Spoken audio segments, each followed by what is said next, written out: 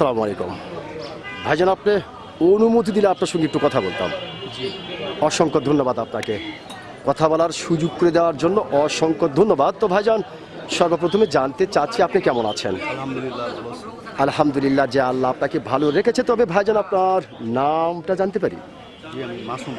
মাসুম, সুন্দর একটি নাম আপনার, অত্যন্ত চমৎকার একটি নাম আপনার। এবং আপনার নাম শুনে এবং মোটামুটি আপনাকে সামনাসামনি দেখে যেটা বোঝা যাচ্ছে, আপনি অত্যন্ত একজন সাহসী মানুষ, এটা কিন্তু দেখেই বোঝা যাচ্ছে। তো ভাইজান, যেহেতু আপনি বাংলাদেশের একজন সচেতন নাগরিক এবং বাংলাদেশের একজন সাহসী মানুষ, সেই ক্ষেত্রে এই বিষয়টি আপনার কাছ থেকে জানতে চাচ্ছি যে আমাদের বাংলাদেশে একটি নির্বাচনের ঘণ্টা বাজতেছে এবং এই নির্বাচনকে ঘিরে বাংলাদেশের বিভিন্ন ধরনের মানুষ বিভিন্ন ধরনের কথা বলছে।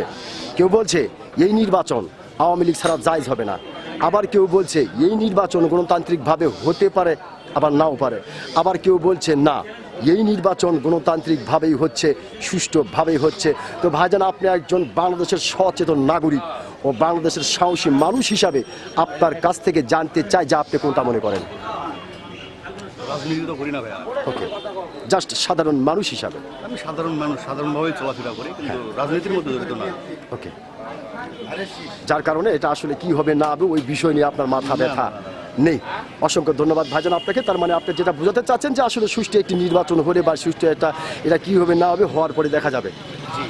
ধন্যবাদ আপনাকে, অসংখ্য ধন্যবাদ ভাইজান।